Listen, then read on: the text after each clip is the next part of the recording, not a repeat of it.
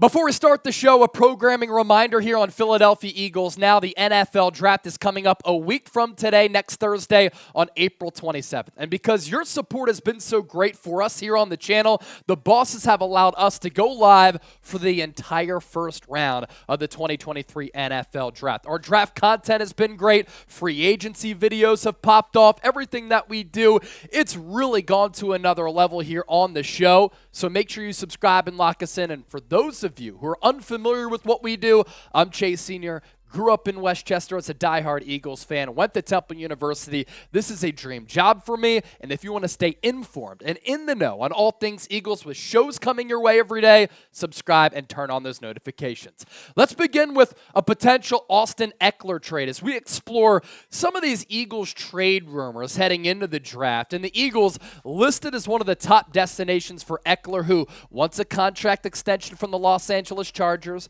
They're going to pay Justin Herbert at some point, especially after Jalen Hurts set the market for Justin Herbert and Joe Burrow to get their paydays. And Austin Ekeler, if he's looking for a new deal and the Chargers can't give him that new deal, they have given him permission to seek a trade elsewhere. Now, why would the Eagles trade for Austin Ekeler? Let's break it down here and dissect it. As of right now, I don't think the Eagles have a bona fide running back number one. Kenny Gainwell was one of the top rushers in the NFL playoffs, but Miles Sanders had 315 touches last year. And can Kenny Gainwell step in and have that type of workload after he's never had that type of workload throughout his NFL career? He's also not the player that Austin Ekeler is. And you go after Ekeler, especially if you don't draft Bijan Robinson, if you don't go after a Jahmyr Gibbs, two of the top running backs in this class who I think are great players and good scheme fits. I think that Ekeler is a very quality scheme fit in this offense for Philadelphia, and he's a dual threat back who can carve you up through the air. Also on the ground, of course. Big workload throughout his career, and he's still only 27 years old. You look at what he did in 2022 and 17 games played. He was very durable, high-level playmaker, 204 carries, 915 rushing yards, 13 rushing touchdowns, and he had 18 combined touchdowns last year because he added 107 receptions for 722 yards and 5 receiving touchdowns. I'm telling you, this guy is slept on, and he is an excellent football player. Now, CBS Sports linking Austin Ekeler to the Eagles here, listing Philadelphia as one of the top trade destinations, saying this: if Los Angeles is serious about maintaining an elite supporting cast for Justin Herbert, it'll find a way to give Ekeler the raise he's publicly seeking, even if it's just for this season. On the other hand, Ekeler himself does not appear poised to hold out into the season if he doesn't get more money.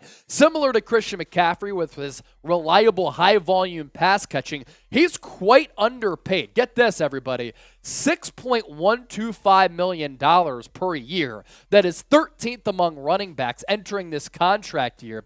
The Chargers could gain $6 million plus in savings should they deal him to a contender, however, and address the position with a handful of cheaper gambles. And obviously, you can get good backs still in free agency, also late in the NFL draft. Today's poll question is this: before we move forward, you tell me, would you trade for Austin Ekeler? Type D for do it or P for pass. Now, if the Eagles don't draft Bijan or Gibbs, as I was talking about, Ekeler as a one-year rental for a Super Bowl contending team is a solid option. Look, after the Jalen Hurts contract restructure, they have about $20 million in cap space. Some of that money will go to the draftees, but where is the rest of that money going to go? Jordan Mailata also just restructured his contract this week. That hasn't necessarily been identified on the books yet, but that could open up some more cash as well.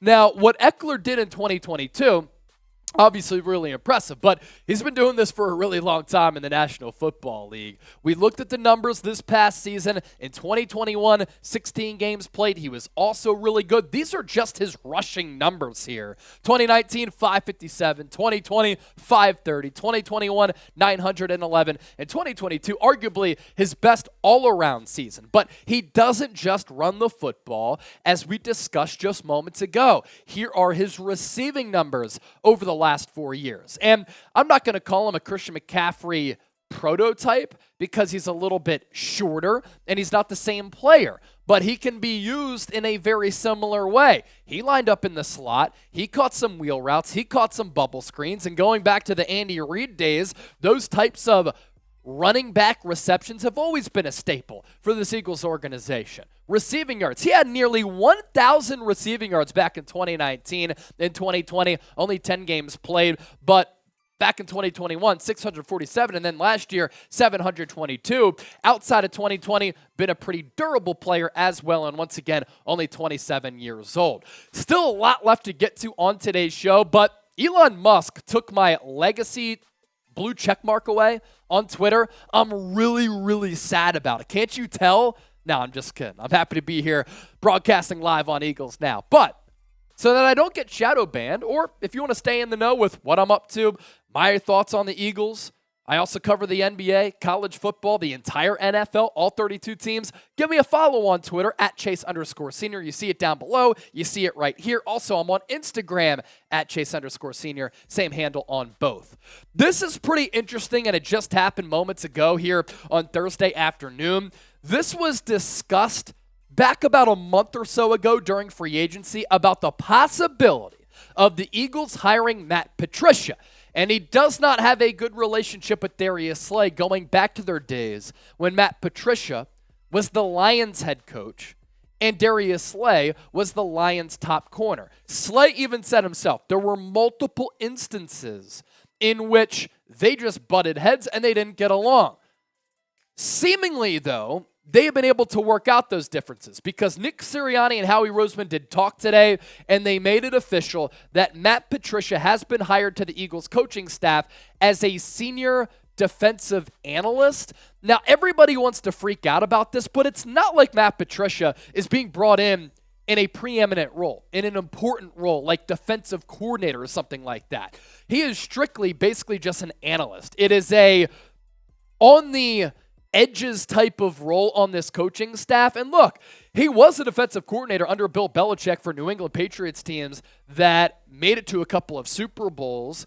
He was brought up under arguably the best coach of all time in Bill Belichick. Let's not act like this guy doesn't know anything about football. He's very smart. Was he failed as a head coach? Yes. Belichick put him in an awful position last year to be the team's offensive coordinator, which never made any sense. He's known for a great beard and having a pencil in his ear, but to have him on this coaching staff, where Sirianni even said himself, he can just simply bounce ideas off him.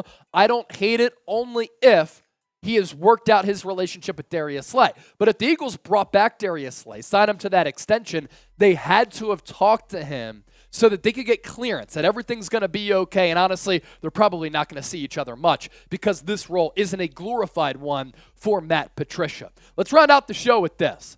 After the Eagles sign Olamide Zaccheaus, a move that we broke down on yesterday's show, a move that I really, really like, does that put Quez Watkins on the hot seat, either to make this roster, to get snaps, or could he become a trade candidate? Quez Watkins is fired up about the acquisition of Zaccheaus. Here's what he said on social media.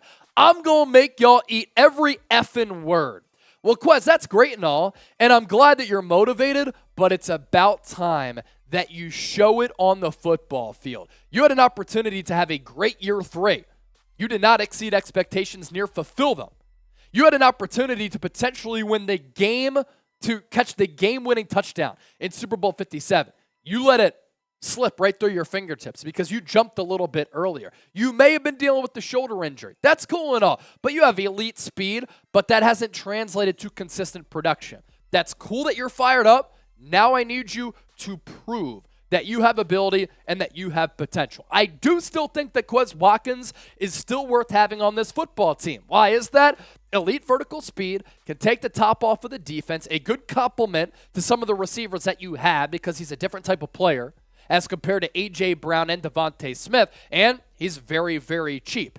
$2.7 million cap hit in 2023. If the Eagles want to have him on this roster, I see why it makes sense. If they want to use him as a trade piece to upgrade at a different position, because there are many teams across the NFL who are looking for a gadget guy like Quez, looking for some vertical speed, that don't have a wide receiver room that's as deep they could get a nice little haul back for Quez Watkins. Nothing crazy, but at least some draft capital or a solid player. CBS Sports listing Quez Watkins as one of the top trade candidates in the NFL after a solid 2021 season. In his first year under Nick Sirianni, 43 catches, 647 yards, Watkins' speed did not match his production as a number 3 wide receiver behind A.J. Brown and Smitty during the Eagles' Super Bowl bid. His iffy hands could convince hyperactive general manager Howie Roseman to offload him ahead of a contract year, saving an immediate $2.7 million. These are the teams that CBS Sports did list as some Quez Watkins landing spots. Los Angeles Chargers, they could use a guy who could take the top off of the defense. Indianapolis Colts, some uncertainty as to who's going to be their quarterback. But again, teams covet speed like this. Atlanta Falcons, because they just lost Zacchaeus, could they replace him with Quez Watkins? And then the Tennessee Titans as well. For Watkins in his first 3 years, we've seen the flashes. We've seen the ability. We've seen him, especially in training camp, wow people with this speed. But again, it has not translated to on-field production. In 2021, you're like, okay, heading into year 3, his junior season, maybe he can really pop off because he's going to get a lot of open looks with A.J. Brown and Devontae Smith as well as Dallas Goedert demanding a lot of the attention. But he wasn't good. And I thought against the Bears late in the year, against the Cowboys on the road at AT&T Stadium, when the Eagles tried to feature him too much, that's when the offense took a step back. So last question here. You're Howie Roseman. Do you want Quez Watkins on this roster in 2023? W for 1, C for see ya. And it is 420 today. If you're watching us here on Thursday, whether you celebrate or not, who cares? Light up the comment section by typing 420 down below. Have some fun with it. Wear a smile as you do it.